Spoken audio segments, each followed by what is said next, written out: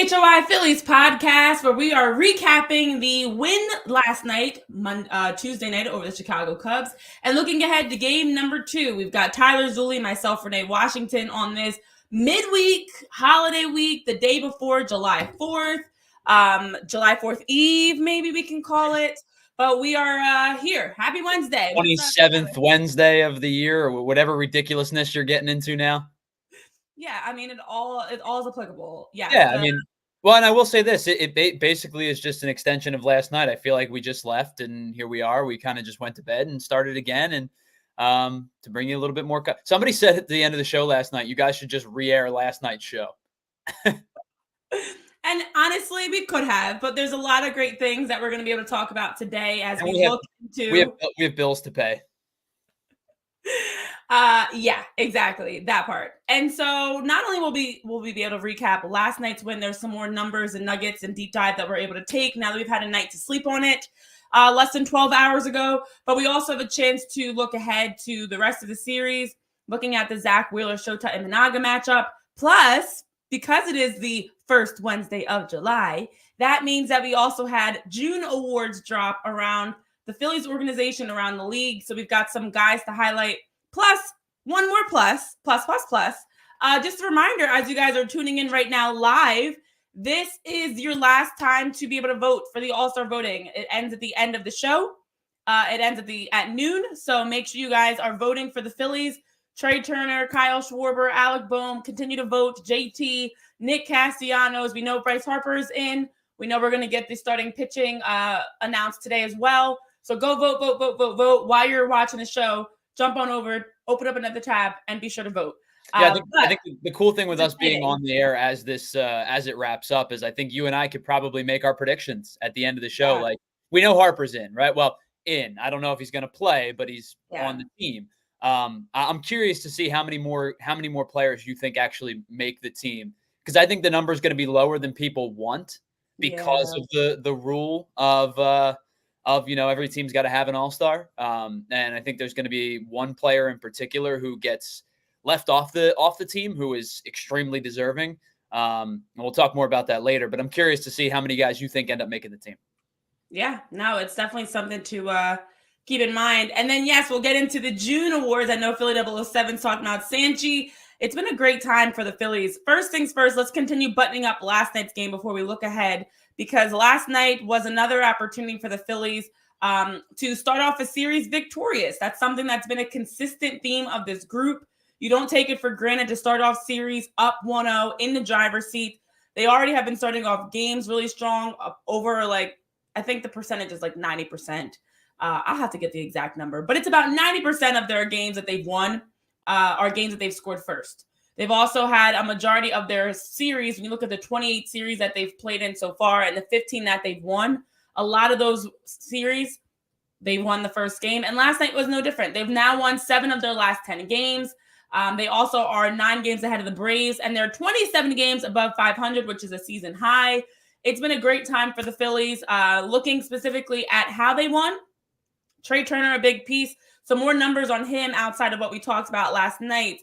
Trea is now, that was his first multi-homer game since August 28th, 2023. So nearly a year ago since he had a multi-home run game, finishing with 2 home runs last night, the 15th of his career. And then he also, with his RBIs, that's his second straight 3-hit game, 4th multi-hit game in the past 6 outings. And he continues to have a fantastic night with 4 RBIs on the evening. Trea Turner has absolutely been stepping up in the absence of Bryce and Kyle, and also in his return from injury. Yeah, I think the one thing that we talked about when he was returning from injury, and the beauty of this team, is you've talked about this plenty, Renee, is how guys have stepped up in the absence of some of the biggest players. And Edmundo Sosa was paramount to keeping this team afloat when Trea Turner was down. And whether it was offensively, and he hit the ball well for a 4-week stretch, defensively, he's a very solid defensive shortstop, and a very solid, I think a very solid defender in general. But I will say, if you were to pick what's his best position defensively, I think we all can agree he's a shortstop. But the beauty of getting Trea Turner back, especially with the allowance of him to get back at what we perceive to be, close to 100% in terms of being able to play, even though I still don't think Trea Turner is running the bases at 100%, having Trea Turner's bat in the lineup is so significant because of the fact that you know that he is the professional approach type of hitter. He is a guy that is his bat control through the zone this season, pre-injury and now post-injury, where he's hitting over 300 again since coming back from the injured list, is tremendous. He knows how to control the strike zone, even when he gets fooled. You've seen a couple of times where he kind of flails, and you know that kind of like long whip type of swing that he has when he gets caught off guard.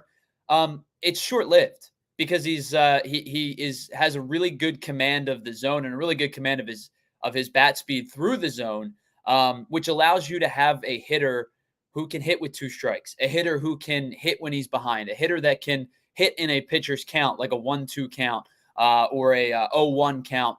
And what he provides you is stability close to the top of your lineup. And so even if he's not truly 100% running the bases, like you're not seeing stolen base Trea Turner a ton just yet. You're not seeing leg out a single into a double or go from first to third or score from first type of Trea Turner yet. You're seeing a Trea Turner that knows how to hit, and he's competent at handling the bat. And he is so important to this lineup at, close to the top of the order because he's a table setter. Kyle Schwarber is your boom type of hitter, and he's done a really nice job of raising that average up to, close to 250. But he's the type of guy that can set the trend. But Trea Turner is the type of guy that puts things into motion. So when you have an elite power hitting leadoff hitter, a guy that can provide you a spark with one swing of the bat, followed up by perhaps your best bat control type of hitter, especially this season, Trea Turner is so paramount to this team's success. Some could say, as you were talking about setting the table, I was thinking of a great analogy for this group.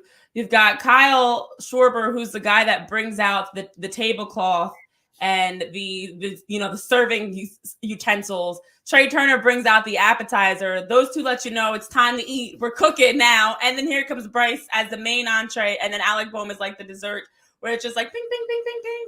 They just roll out games. And when you look at the success, in all seriousness, that was an awful analogy. When you look at the success of the I kind of liked it actually, but it's okay. When you look at the success of this team and the reason why they're able to jump out on opponents from the leadoff, it starts with Kyle, it continues with Trea.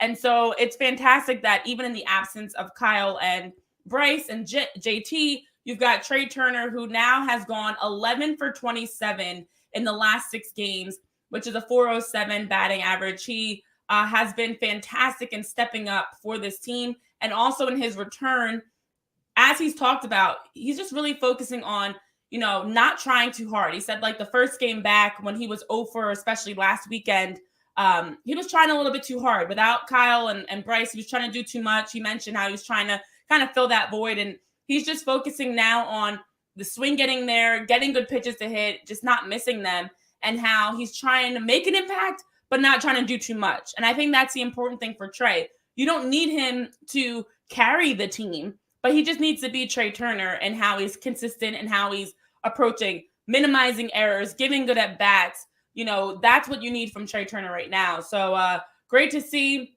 him be so consistent and such a big boost yesterday.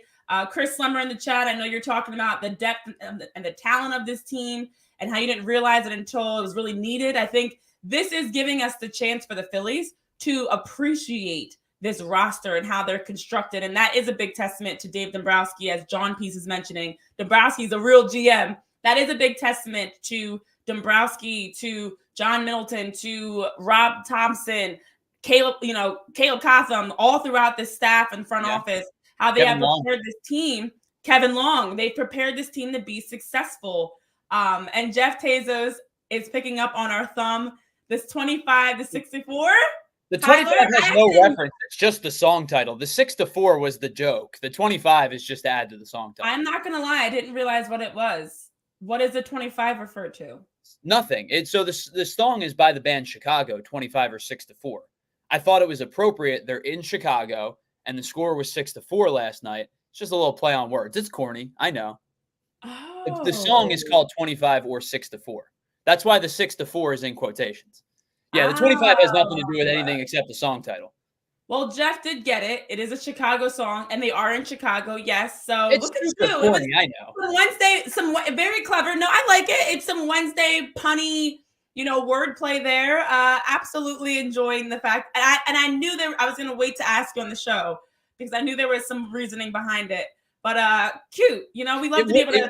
It would have been awesome if they won that game and got to 25 games over 500. That would have been. They're close. They're close, but not quite. They are very close to 25 in a number of ways, but to be 27 games over 500 is even better than 25. And Trea Turner is 11 for 27, so actually 27 is close. A really powerful number right now. Damn it, Chicago, you should have named the song 27 or 6-5. How dare you? You missed the opportunity. But you know where the 25 comes in? Michael Marcato. Michael Marcato is 25 years old, and Michael Marcato yesterday was a big part of their 6-4 win. So maybe there's the 25 as we're like overthinking this now. Great job by you, Tyler. Listen, Michael Marcato, honestly, fantastic outing last night to allow just 2 hits, 1 run in 5 innings. We mentioned it last year. That is history. That is the first time in about 17 years that a Phillies pitcher has allowed no more than 2 hits and 1 run in 5+ innings in their major league start. Fabio Castro did it back in 2007. Every time you mention him, I just laugh because that was just one of those guys that they rolled out like just prior to them getting good, where you went, who? Yeah, good old Fabio. That's the first time we've seen that in almost 17 years, and it was great to see his start. The Phillies haven't even had to start a lot of pitchers. He's number 7 in their starting pitching rotation. I saw a stat somewhere before that mentioned at this point, in previous years, they have had 11 to as many as like 16, 17 pitchers that they would have started by July. So it's great that you talk about the durability of this team, the depth of this team. They haven't had to overextend and have you scrambling for starting pitching the way that they have in the past. And that's a testament also to the staff and also to these guys that they've been so steady. And Michael was mentioning how, once he got – for him, I know Rob was talking about him. Even Craig Counsell was talking about Michael Marcato's performance. And we all saw it. That first inning, you kind of got a little bit nervous. You saw the walk. You saw, was it a double? You saw him just kind of struggling a little bit to get strikes. But Michael Marcato settled in. He had, it was a walk. Michael Busch walked. It was a 2-out single to Suzuki. And then runners were on first and second, and then he fell behind Ian Happ in the count 2-0. But then Michael Marcato settled in, and I love the fact he was able to relax and be really good throughout the remainder of those 5 innings that he finished pitching. And that's the composure that we saw in his bullpen debut, and that's the thing that you love to see of how he was able to handle the pressure and then be able to close out nicely. Yeah, I mean, I think you almost look back to the 4-pitch walk to Michael Busch, and I think it was one of those things where you had a young guy making his first start. We talked about it. Making a start in Wrigley Field is never easy. And you fall behind like 2-0, and you just kind of looked at it and went, all right, put that thing behind you, right? Just if you bounce back after this, then a 4-pitch walk isn't detrimental. It's not a leadoff walk, right? You always talk about leadoff walks kill you. It was one of those things where you got the first batter, you got the out on Ian Happ. And I think after 2-0, the 3-0 pitch wasn't particularly strong, and then it was an inside ball 4, and you walk the guy on 4 pitches. Then you immediately snap back, and you get it out. And like you talked about, then Seiya Suzuki with the base hit, and you settle in. And I said this yesterday. I think that Michael Marcato sans the 4-pitch walk because they weren't tremendously competitive pitches, but I think Michael Marcato threw 4 bad pitches yesterday. And when I say bad pitches, I don't mean balls. I mean pitches in the zone, middle in type of pitches. And he got away with 3 of them. Christopher Morel hit a ball hard. That was a flyout. I think Suzuki's single was hit hard, but it wasn't detrimental. The only one that mattered was Cody Bellinger's double that drove in the only run that he allowed over the course of 5 innings. I think that for a young kid going into to Wrigley, pitching against, and we can call it what it is. The Cubs lineup is really struggling right now. You have a couple guys hitting under 200. Your catcher position's kind of a disaster. It's why you had to go out and sign Tomas Nido. Picro Armstrong, who is one of their big prospects, is really struggling to hit right now. I know Cody Bellinger is down in the low 260s. Ian Happ's having kind of a rough year. Nico Horner's having kind of a rough year. So we can call it what it is. They're not as good as we thought that they were going to be. But to go out there and settle in the way that you did, you give up, like I said, I think you gave up 4 hard hit balls the whole time, and one of them fell.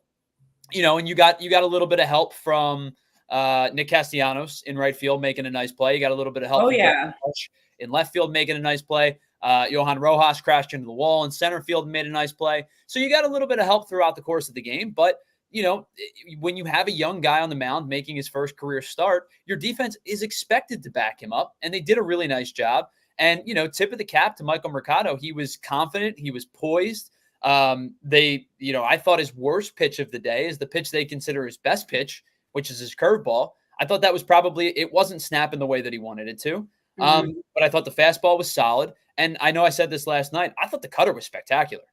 Yeah. Yeah. And honestly, as you mentioned, when you look back at Michael Marcato's performance, to go and Philly 007 said it in the chat as well, to be able to throw 78 pitches in 5 innings. He had 51 strikes on the day. And I said this last night, if you needed him to, I felt like he could have gone 6. He wasn't at a shaky 5. Like where he was when they pulled him was great.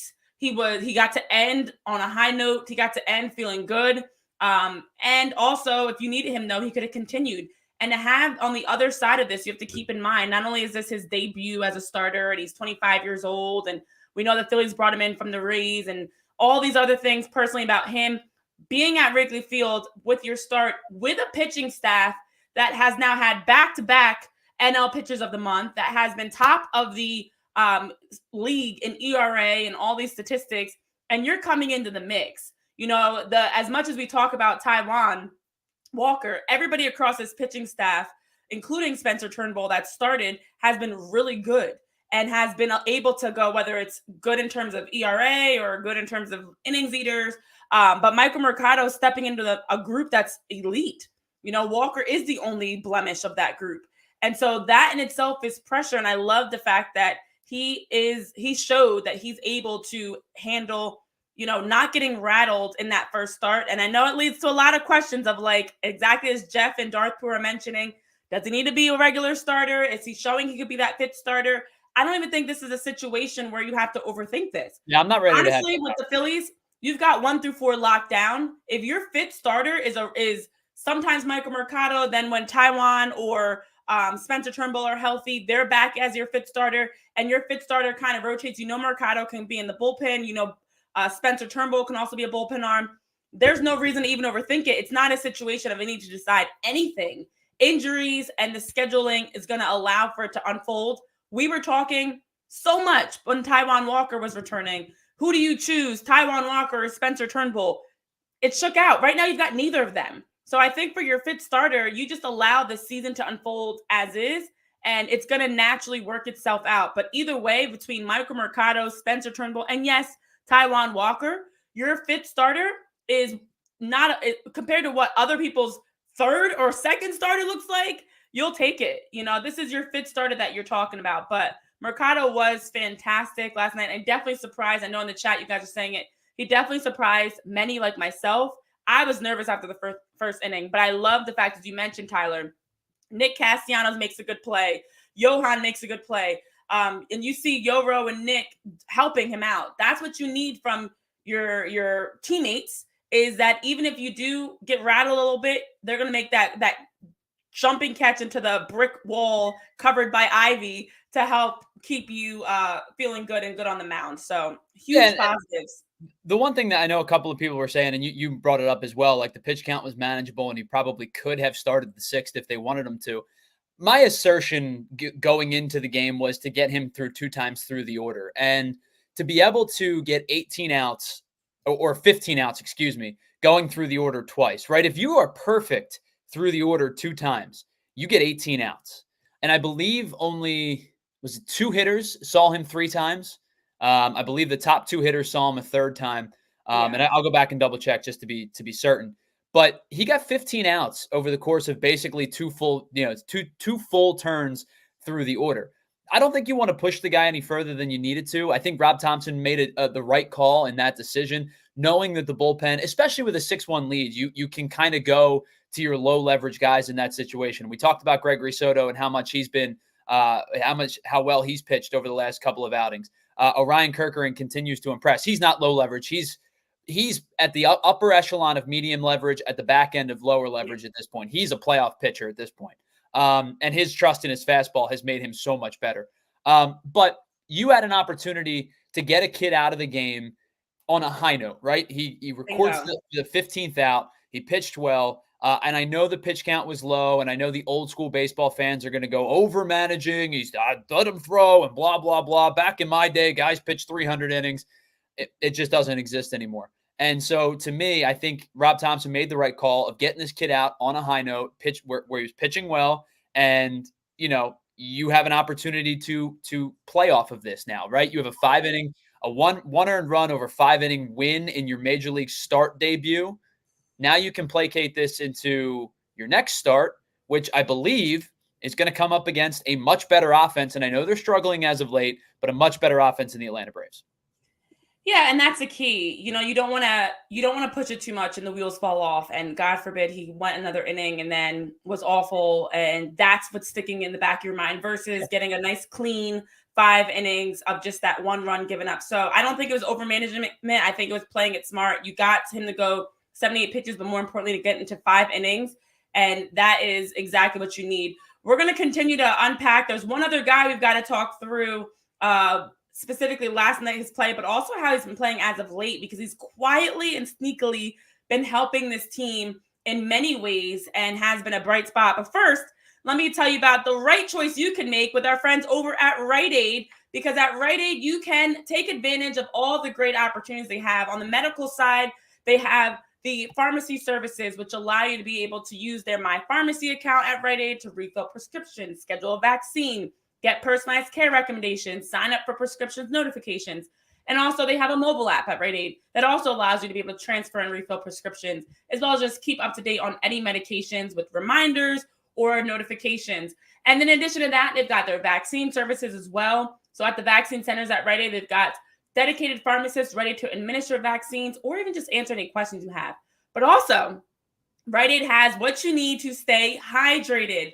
They came and dropped off a number of different snacks and products at our offices at PHLY that allowed us to see firsthand for ourselves all the great things that Rite Aid has, because they also have a line of beverages that are familiar family favorites, but they also are revitalizing and great options for you. They've got some water, some purified spring electrolytes, distilled and alkaline bottled water, flavored at that. They've got the coconut water, which boasts a power-packed array of essential nutrients. It's fat-free, it's gluten-free, it's non-GMO. It's got less than 1% sugar. They also have their single-serve iced tea. Who doesn't love a good iced tea or lemonade in the summer? I always think of the SpongeBob episode, lemonade clinking with a couple of ice cubes in it. It's sweetened with real sugar, no preservatives. You can enjoy this summer with some nice, refreshing single-serve iced tea and lemonades and juices from Rite Aid. So Rite Aid's got a wide variety of drinks. They've even got cold-pressed juices for you. Those are crafted from 100% fruits and vegetables. So today, it's important to make sure to stay hydrated. We've got the 4th of July tomorrow. You want to make sure you can enjoy the fireworks, enjoy your hot dogs and burgers, your refreshing drinks, and feel good and be hydrated. And it's important to stay hydrated, especially during these hot summer months. Get refreshment delivered, and you can also shop online at riteaid.com/shop. I bet you didn't know that. They've got same-day delivery. You can buy online, you can pick up in store, and you can check out their refreshing products today with our friends over at Rite Aid. Yeah, so I know a lot of us, and it's been a little bit of a difficult market as of late to look for jobs, because I know a lot of people have been updating their resume, and I'm going to tell you a little bit about one of our newest friends and partners, and that, of course, is Indeed. Now, if you've ever looked for a job, like just about all of us have at some point, you've probably been on Indeed to help your search, either to start your search or to shrink where exactly what you're looking for. And Indeed has everything that you need, either if you are an employee or an employer looking for a new candidate to potentially hire. And with Indeed, they are driven by the search to be better. But when it comes to hiring, the best way to search for a candidate isn't to search at all. That's why Indeed has everything that you need, either, again, as an employer or an employee, because they give you the best candidate, or if you're the employee, it gives you the best opportunity to find the job that you are looking for. Now, if you're an employer and you need to hire, you need Indeed. It is your matching and hiring platform with over 350 million, yes, 350 million global monthly visitors, according to Indeed data, and a matching engine that helps you find your qualified candidates fast. So you don't have to go through all of the busy work of trying to find a candidate and reviewing all of the resumes. You can use Indeed for everything between scheduling, screening, and messaging. It can come to connect you to the candidate that you need most in a quick manner. And it doesn't just help you hire faster. 93% of employers agree that Indeed delivers the highest quality matches compared to other job sites, according to a recent Indeed survey. So if you are a listener to this show, which I hope that you are, you will get $75 sponsored job credit to get your jobs more visible at Indeed.com/AllCity. One more time, that is Indeed.com/AllCity. If you go there right now and support our show by saying you heard about Indeed on this podcast, the PHLY Phillies podcast, go to Indeed.com/AllCity. Terms and conditions apply. Need to hire? Well, you need Indeed.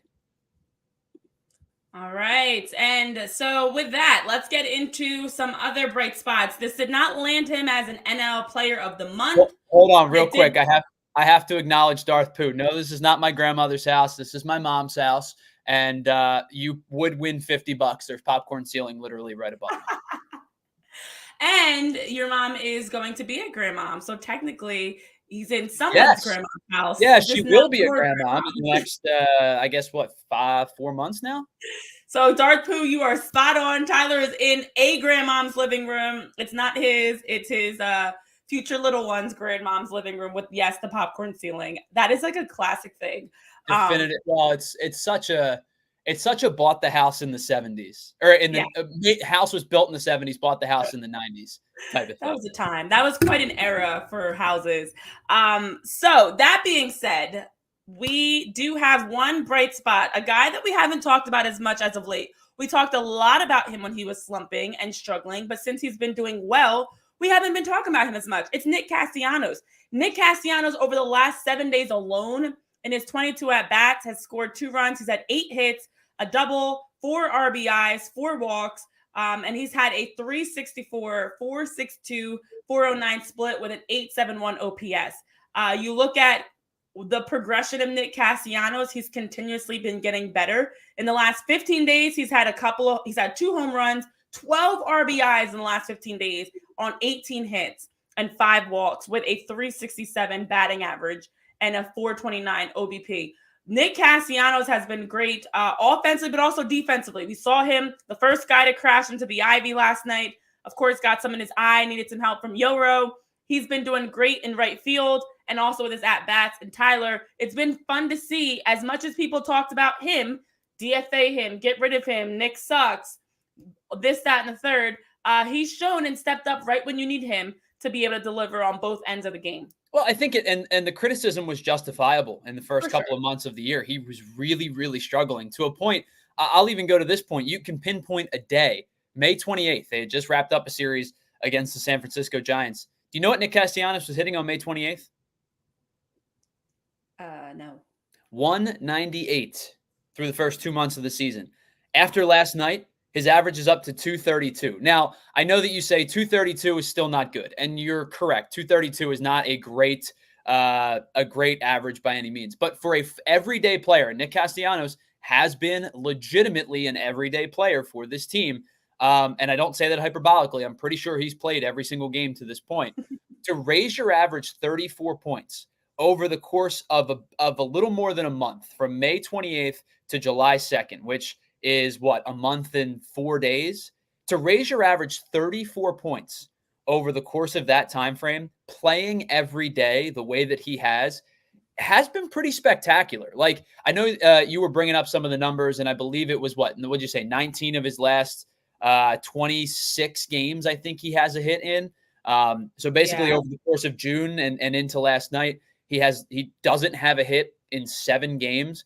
The OBP has risen. He's never going to be a high walk guy, but because of the hits, the OBP has risen. The slugging is the important part because, again, he's not a high walk guy, which means you need to rely on extra base hits to get the, to raise that slugging. Well, not that walks contribute to slugging, but my point is you need to have a higher slugging when you're not going to walk a ton.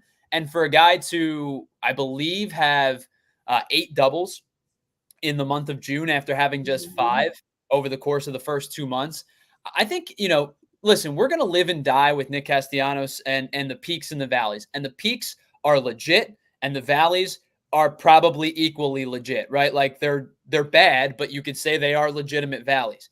But Right. when you have a guy who is capable of doing this over the course of a month, that's the peak. There may be a come down at some point, but I think the signs past the numbers tell you that he's trending at least. I don't want to say he's like trending straight up, but he's at least going like in a diagonal in the right direction, because I think his chase rate has come down a little bit. His whiff rate is about the same, but it's come down a little bit. He doesn't look as flawed at the plate as he did in the first couple of months of the year. And I know I use the word flail a lot, but he was flailing, right? He was especially against right-handed pitching, he was flailing out of hand, especially with the breaking ball, right? The sliders and the curveballs were just killing him. And when you look at his numbers and his metrics specifically, right? The chase rate's still bad, the whiff rate's still bad, but that's a product of how bad he was in May and basically in May and the early portion of June before kind of kicking the corner a little bit. I know that you're going to look at the numbers and say you need more from a $20 million player, but the player that Nick Castellanos was in June, especially missing Trea Turner, missing Bryce Harper for a week, missing Kyle Schwarber for a week, missing JT Realmuto for 3 weeks now or whatever it's been. The player that Nick Castellanos was in June was incredibly important to this team's success. We talked about Trea Turner being important since he's returned. Nick Castellanos was really, really critical to this team kind of treading water while the rest of their guys get back and healthy. Yeah, it's great points you bring up because he has mentioned how much he's adjusted his game. Little things such as his hand placement on the bat, his balance of his legs, his head when he's at bats, his swings. He's done a better job of just staying in his swings and not swinging out of control. He does notoriously still swing at first pitches, but that's Nick Castellanos. And overall, he's been much more disciplined at the plate. And I know you guys are mentioning how Whit Merrifield can take some advice and take some notes from Nick. The fact that in the first there was 3 games in March, but I'm going to include, of course. So the first 3 games of the season in March and in April, Nick Castellanos had a whopping total of 1 triple, 0 doubles, 9 RBIs, and 2 home runs. On the season, Nick has 11 home runs and 42 RBIs. You want to know where those home runs and RBIs came? It was in June. And for him in May, you saw the increase. But in June, Nick Castellanos got 4 of his 11 home runs on the season, but 18 of his 42 RBIs, nearly half of his RBIs came in 1 month. And as you mentioned, his batting average improved. He also finished out the month of June with 8 doubles as well as a triple, and then had, again, those 4 home runs. So for Nick Castellanos in 1 month to really be able to take a stride, I won't say it was something, it's not going to jump off the page at you. It's not, something that's going to be earth-shattering, but Nick Castellanos has been improving his hits, 29 hits in the month of June, which is more than, each month continue to progress. And you did have a Nick who wasn't getting hits. He was going over. He was struggling. So I think for him, as Darth Prue was mentioning, April was bad. And we saw him start to come out of that. You mentioned that May 28th date. You saw him since around Memorial Day weekend. That May 28th game was against San Francisco.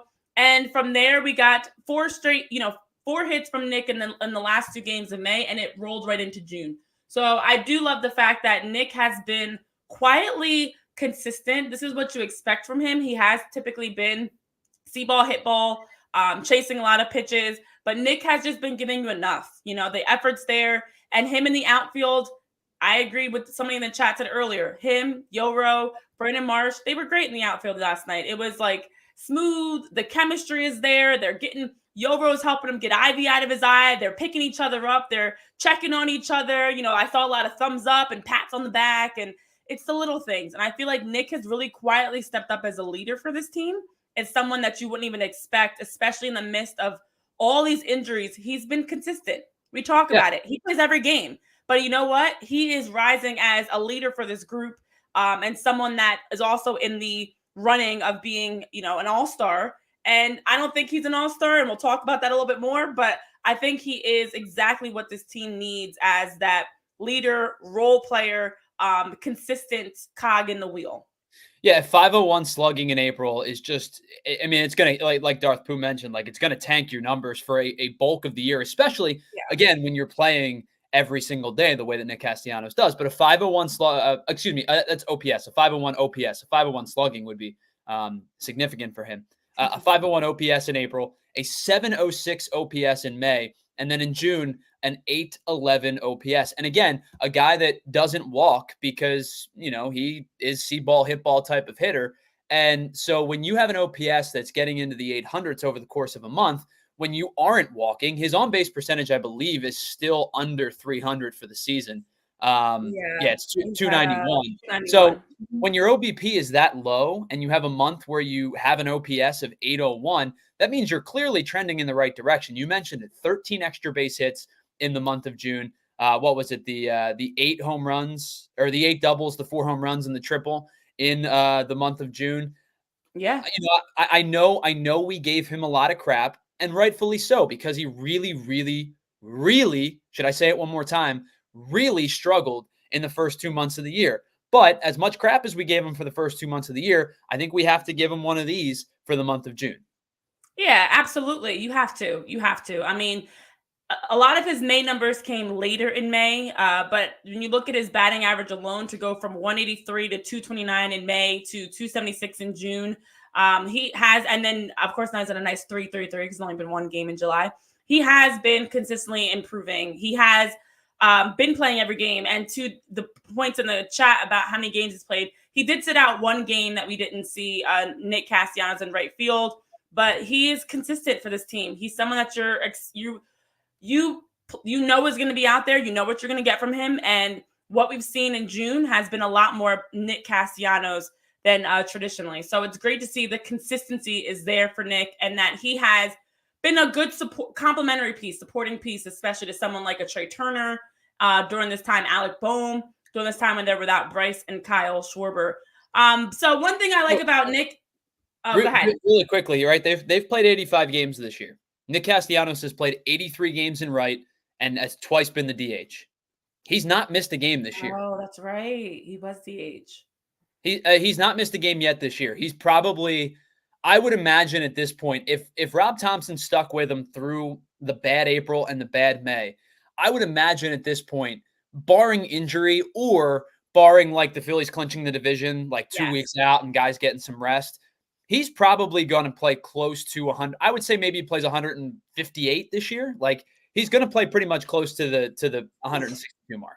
Yeah, and the way they'll rest him is have him DH for a couple of games. Like they have some good ways of managing him. You can actively get guys off their feet as a DH, right? Because you're still in the game, you're still playing, but not being, especially in like August and September, like August specifically. It's the dog days of summer. It's hot.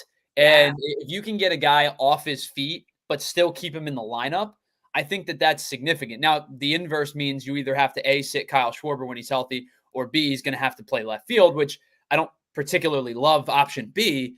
But if you're looking to give a guy a passive day off, they can always DH. Yeah, there's options. And the Phillies do a really good job of managing guys, whether it's as a DH or getting a day off. And Nick has been managed well. I love that Nick brings the consistency, but he also brings the vibes. He's a guy that it's the unbuttoned shirt, it's the sunglasses, and he might need a pair of Shady Rays. Did you guys know about our friends over at Shady Rays? Let me tell you about them in a moment, because I love the swag that you can have with Shady Rays. Shady Rays is fantastic about providing you with chances to get ready for the season ahead with quality shades built to last. I like that they're sleek. A number of sunglasses, in my opinion, get stuck. I don't know if everybody has this problem. Men, I don't know if you have this problem, but for women, get stuck in your hair sometimes, or it breaks. Renee, I don't have any hair. Thanks, Jamie. These sleek shady rays are premium polarized shades. They won't break the bank, and they're quality. As you can even see the picture in your corner of what the shady rays look like. They have such a cool tint to them, and they've been rated 5 stars by over 300,000 people for a reason. As an independent sunglasses company, they offer a world-class product. They also just give you the great choice of selections. You have plenty of options, hundreds of options to choose from for all outdoor adventures, whether you're out at the ballpark cheering on the Phillies, whether you are absolutely somebody that's hanging out at the beach. Maybe you're out for 4th of July, enjoying the fun festivities around parades and things, or out at the pool, whatever it is, hiking, chilling. You've always got shady rays to be able to enjoy anytime, anywhere. They've got a style that fits your favorite team's colors. Maybe you want to get some nice Phillies themed shady rays. With shady rays, you also don't have to worry about ever losing them, breaking them, or just feeling like they don't fit well, because you can always exchange them for a new pair. They've also got their return worry-free within 30 days. If you don't like the pair you've got and you want to switch, you can easily switch them out and they will send you a new pair, because with Shady Rays, they also have a team that's ready to back you with personal and fast support. So exclusively for our listeners today, Shady Rays is giving out their best deal of the summer. You can head to shadyrays.com and use code PHLY for 35% off polarized sunglasses. Try them for yourself, the shades that are rated 5 stars by over 300,000 people with some great Shady Rays. Sleek, stylish, great fits, and not breaking the bank with Shady Rays. Yeah, and do me a favor, when you're rocking those Shady Rays, come on down and hang out with us at our first annual. That's right, we're having a golf outing. Everybody loves a good golf outing because, honestly, it's an opportunity to hang out with your friends, get around to golfing on an afternoon, a beautiful afternoon. Our first annual PHLY Liberty Open. It's not this Saturday. It's next Saturday. This Saturday is the last day that you can register for the opportunity to play in the Scramble. It is next Saturday, July 13th at Valley Brook Country Club in Blackwood, New Jersey. It is a Scramble format, so you can sign up as a single. You can get you and your friends to come play in a foursome, or if you're feeling generous, you or your company wants to sponsor a hole. You'll get 18 holes with a cart. There'll also be tournament gifts and tee prizes as well. After the round, you'll get a taste of Philly dinner and post-round ceremony at the Pavilion, which includes non-alcoholic and unlimited draft beers for 2 hours post your round. We'll have contests and team prizes to give away as well. And that is one of the many things that you can see at allphly.com when you head under the events tab. And maybe you even consider becoming a diehard on top of that, because we have some awesome diehard exclusive content. You know, you get your pods and you get some of your articles for free. You always get your post-game shows here with us at PHLY Phillies, and of course with the Flyers, the Eagles, and the Sixers as well. But you can get premium written content from some of the members at PHLY or allphly.com, including some of our amazing writers, Zach Berman with the Eagles, John Foley here with us at PHLY Phillies. You can get Kyle Newbeck and Charlie O'Connor, get some insight from Les Bowen and from Jim Salisbury, and some of the most respected journalists in this city. You can get premium exclusive content if you become a diehard at allphly.com. You also get 20% off all events. You'll get incredible merch from all of the teams, including a free shirt of your choice when you become a member. And of course, you can chat with us in the members only Discord, as we call it, the PHLY Lounge. You can talk about all of the teams. Of course, we talk about the 5 teams here in the city, but of course, we also talk some college hoops. We talk college football. Guess what, guys? The college football video game is coming soon, and you know that I'm going to be jumping on the sticks very, very shortly to get in on that. And maybe we'll even do a stream, and if you become a diehard, you'll get some access to that content as well. But we don't just talk sports. We talk food, music, movies, what's going on in life. And if you want to, we talk about our friends over at Mortgage CS. They're available 24/7. We're available 24/7 at the All PHLY Diehard Discord. So jump on in at allphly.com, become a diehard today, and enjoy some exclusive content only for diehards. All right. Well, great stuff that we have ahead today. First of all, thanks for the compliments on the segue. I tried. Listen, tonight is going to be a great matchup. And as we get into that matchup, let's talk Zack Wheeler versus Shota Imanaga. Now, this segment is brought to you by Indeed. Listeners of this show will get a $75 sponsored job credit to get your jobs more visibility at Indeed.com/AllCity. That's Indeed.com/AllCity. Terms and conditions do apply. If you need to hire, You need indeed. Tonight, it is Zack Wheeler versus Shota Imanaga. That game is going to be getting started. I believe it's a 6:20 start. Nope, it's another 8:05 start. That's right, because all these games are late in Chicago. And with that, we get a matchup of two of the best pitchers in the game right now. It's also two, of course, the best across the NL. But what I love about this, it's veteran Zack Wheeler versus the youngster in Shota Imanaga. You look at the numbers. Zack Wheeler, 34 years old, and the only reason I bring up the age is because it's Shota Imanaga, who's very young at 30, but also a rookie. So you've got 34-year-old Zack Wheeler, 9-1 on the season, who's been fantastic in this stretch of the season. We talked about it. The only blemishes for a number of the Phillies statistically came in those opening series. We didn't see him lose his first 3 decisions this season. Since then, he's been 9-1 on the year. He's also one of the front runners for the NL Cy Young Award, and he has been fantastic. We saw him get that no decision against the Marlins Thursday, giving up 2 runs, 7 hits over 6 2/3 innings in that 7-4 loss, unfortunately. Going up against Shota Imanaga, some of his numbers. Imanaga is 7-2 with a 3.07 ERA, and he's also definitely a front runner for NL Rookie of the Year, and at a 1.89 ERA through 13 starts for the Cubs. He then had a dip. He then was rattled a little bit, gave up 10 and 11 hits in some games, 3 home runs, which has dropped his ERA on the season.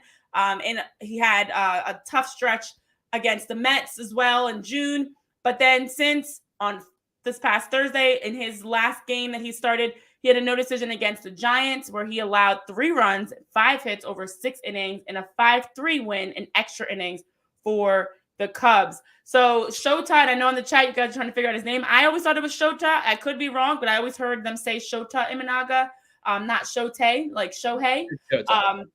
But he is looking fantastic for the Cubs right now, and this is going to be a really great pitcher's duel. It should be on paper, at least. Yeah, I mean, I think when you look at Imanaga's numbers, right, and you see a 3.07 ERA on the surface, that's brilliant enough, especially for a guy in his rookie season. And I know you mentioned, he's pitched professionally for a long time in Japan, but his rookie season across Major League Baseball, that's brilliant enough. But if you remove, realistically, it's 2 bad starts, right? He gave up 7 earned runs in 4 1/3 against Milwaukee back in late May.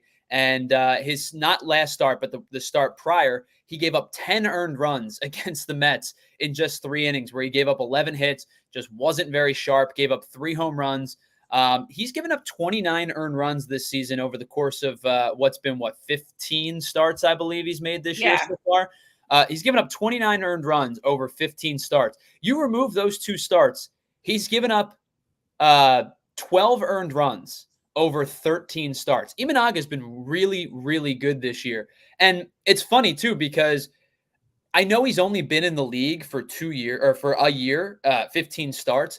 But I think he's so easy to understand, but he's horribly difficult to predict.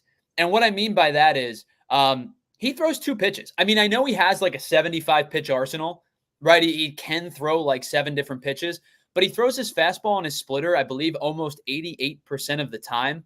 In his last start against the Giants, he got 22 generated outcomes on fastballs and 17 on the splitter. So 39 of his 46 generated outcomes. And what I mean by that is either a ball put in play in some capacity, a base hit, an out, an extra base hit, whatever the case may be.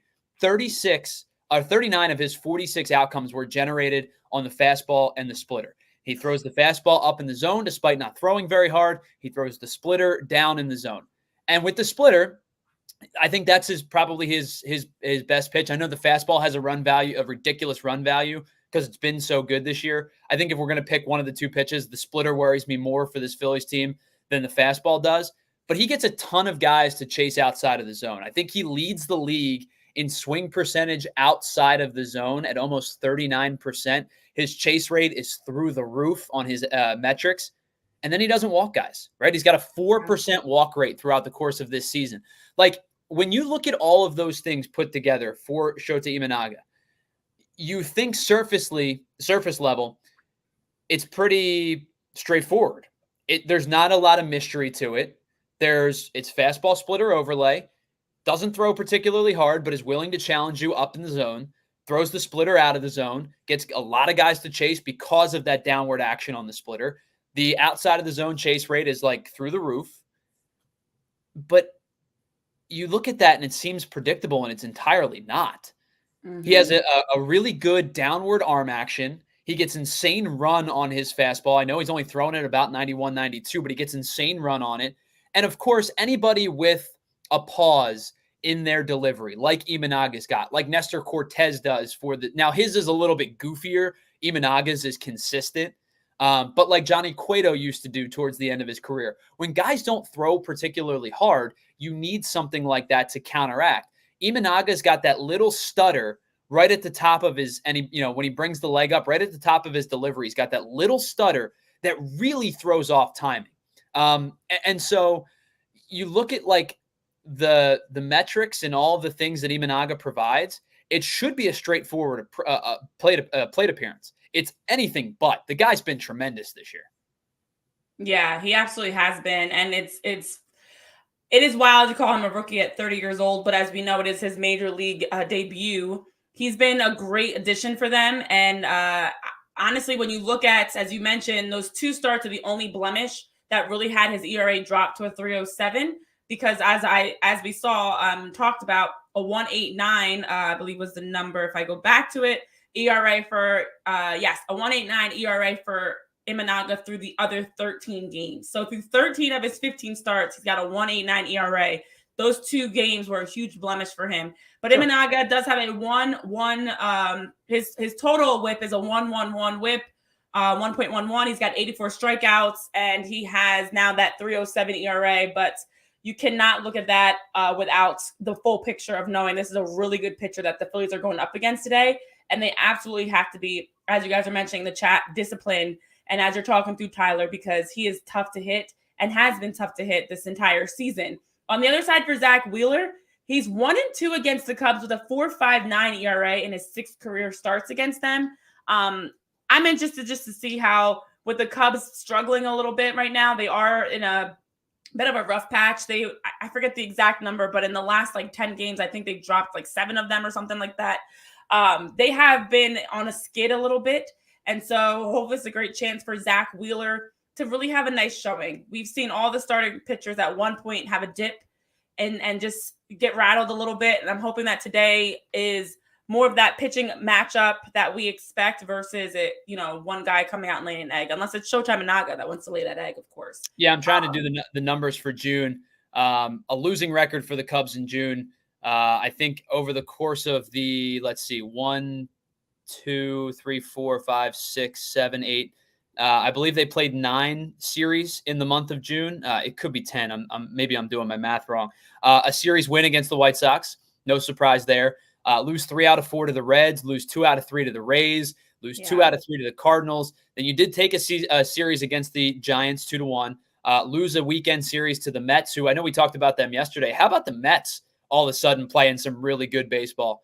Closing it on the Braves. Lose 3 out of 4 to the Giants in San Francisco. Close out the month of June in Milwaukee, losing 2 out of 3 to the Brewers. Now I know that the Cardinals. I know that the Cubs were on the road quite a bit in the month of June. The 4-game series was in Cincinnati. There was the 3-game set in Tampa. They were in San Francisco. They were in Milwaukee. I know it's difficult to play away from your home stadium as much as they did in the month of June, but it was a really rough month for the Cubs. And a Cubs fan, Hannah, just checked in and said they barely won that 2-game series against the Sox. Listen, we talked about it. We appreciate that. we talked about it. They're struggling offensively, and their pitching's been pretty banged up. I know Ben Brown has missed a bunch of time. Losing Javier Assad was huge. He's been really, really good this year. You kind of had to throw Wisniewski into the starting rotation. Imanaga's been a rock for the most part, but I think the amount of injuries that they've suffered has been paramount to their lack of success, but the offense has not been very good either over the course of the month of June. Yeah, and so with that is our matchup of the day. Zack Wheeler versus Shota Imanaga. Should be a really great game today for that late start.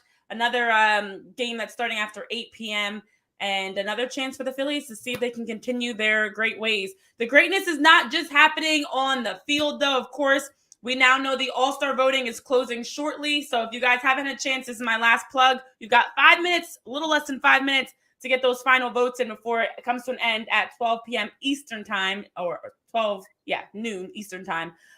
But with that, let's rattle through as we wrap up. Get those 8 a.m. votes in, West Coast. Yes, get those votes in. Everybody that's tuned in, go vote for the Phillies for all the All-Star opportunities.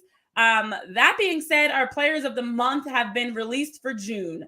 And I want to start on the AL because we're going to finish with the NL afterwards. On the AL side, you've got Garrett Crochet, who there's a positive for the White Sox. He was named AL Pitcher of the Month. He had a great May with a .93 ERA in his 5 starts. He's the strikeout leader across Major League Baseball. In June, had a 1.91 ERA across 6 starts, struck out 56 hitters in 37 2/3 innings. And so Garrett gets the nod for AL Pitcher of the Month, and back-to-back AL Player of the Month, it is Aaron Judge. He had a tremendous June. Wow, really? Big surprise there, guys. Big surprise there. For Aaron Judge, in May, he was slashing a 3.61, 479, 918 Jesus. with a 1.397 OPS in May.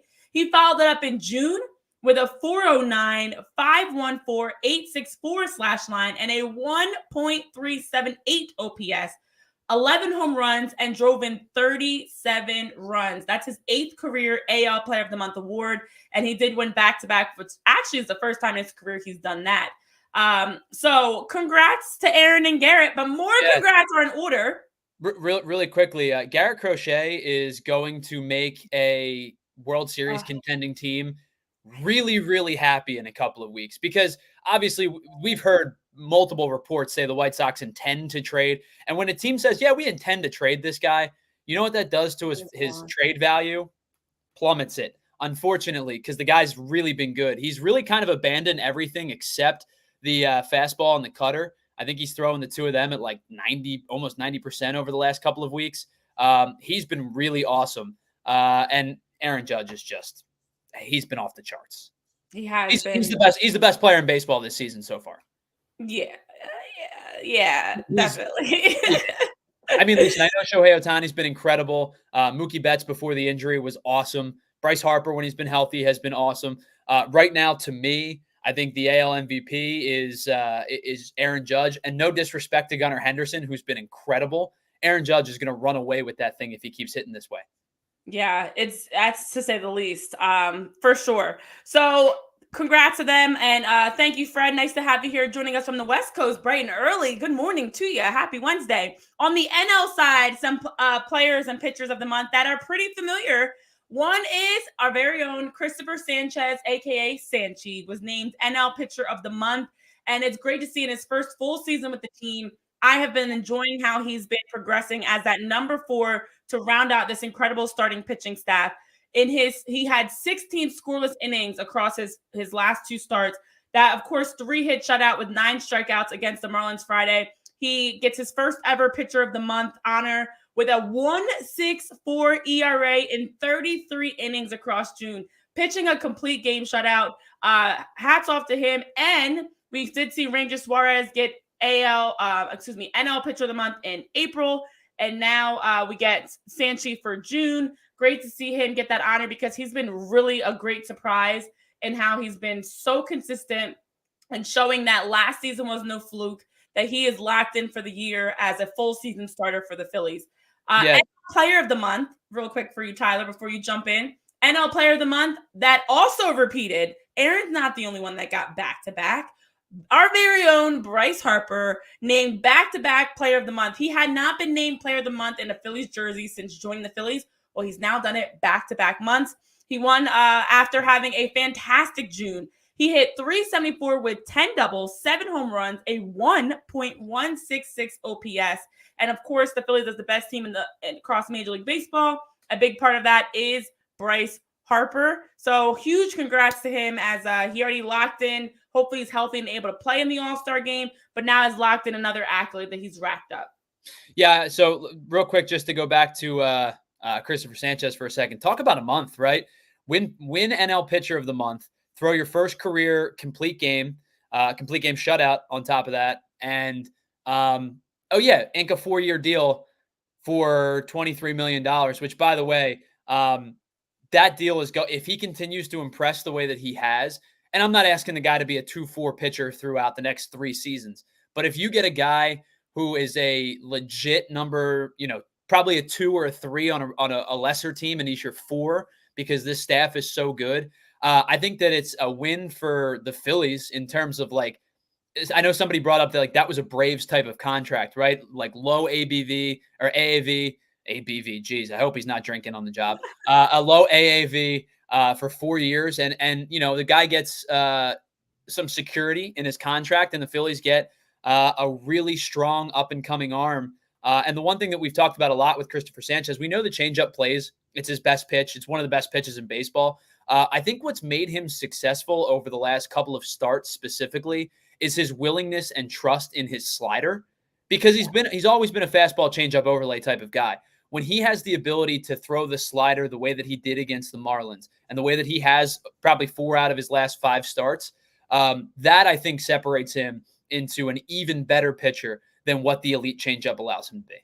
I know. Honestly, I could talk about Christopher Sanchez all day because I love how he's been pitching, but we've got to get the good folks off to start enjoying their Wednesdays. Last nugget for you guys, some other honors, because in the major league level, that's not the only spot the Phillies are racking up some honors. Their minor leaguers are as well. Phillies prospects Justin Crawford and Aiden Miller have been invited to the Futures game on July 13th in Texas. Center fielder Justin Crawford, this is his second time. He was also invited to last year's game. And for a shortstop, Aiden Miller, this is his first time ever being invited. Miller was drafted in the first round last year and has been now a first-timer in the Futures game. Both have been playing with high A Jersey Shore and been really fantastic. Great at bats, great speed for Justin Crawford. They give you a little bit of everything. So the youngsters getting some honors as well, as they'll be down in Texas. And hopefully we'll have a lot of Phillies down in Texas as well, as you guys have been voting and doing such a great job locking in those all-star votes. We are going to get the official announcement of the starting pitching. The round 2 voting is now over officially since it's 12:02. And we do know Bryce Harper is in. If he's going to be healthy and able to play is a different question. And lastly, congrats to William Bergolla and Max Lazar. They also were named for the Phillies prospects honors for the month of June. Jersey Shore infielder William Bergolla was named as the minor league hitter of the month. And then right-handed pitcher Max Lazar was named pitcher of the month for the Phillies minor league squads. Bergolla at 19, slashing a .421, .507, .596 with a 1.103 OPS. He went 24 for 57 with 5 doubles, 1 triple, 1 home run, 12 RBIs, 11 walks, 5 stolen bases, 9 runs scored, and a 4.2% strikeout rate in 19 games in high A Jersey Shore. Holy moly. And then 25-year-old Max Lazar, went 2-1 with how about this, guys? In 12.1 innings pitched, 14 strikeouts, 2 walks, 6 saves, a .098 opponent's batting average, and a 0 ERA for the month of June. Fantastic to see those guys doing such great jobs. Lazar's with the Iron Pigs in June. He had 11 relief appearances and that 0.49 whip, 0 ERA. Beautiful to see. So we're getting things done on the major level and on the minor leagues as well, as you're getting some accolades and some great opportunities to see guys doing well. So congrats to William Bergolla and Max Lazar for being named the hitter and pitcher of the month for the Phillies minor league system. Yeah, I think this Jersey Shore team's super exciting. I think you might have a mass exodus into 2025 of guys heading up to Reading if they continue to play this way. I think Aiden Miller and Justin Crawford are pretty much locks. You may see Sam Aldigari get the call up.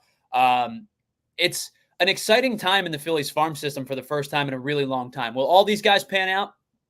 Almost definitively no. It's just how prospects work. But this Jersey Shore team is probably the most exciting group of prospects the Phillies have had in quite some time. And I know a lot of people are super high on Aiden Miller, and rightfully so. Justin Crawford's improving his launch angle and hitting the ball harder.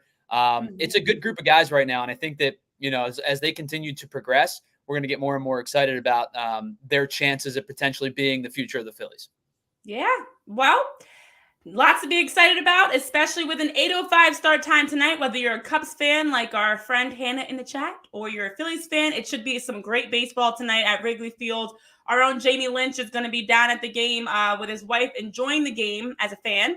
But we are going to get to see Zack Wheeler versus Shota Imanaga.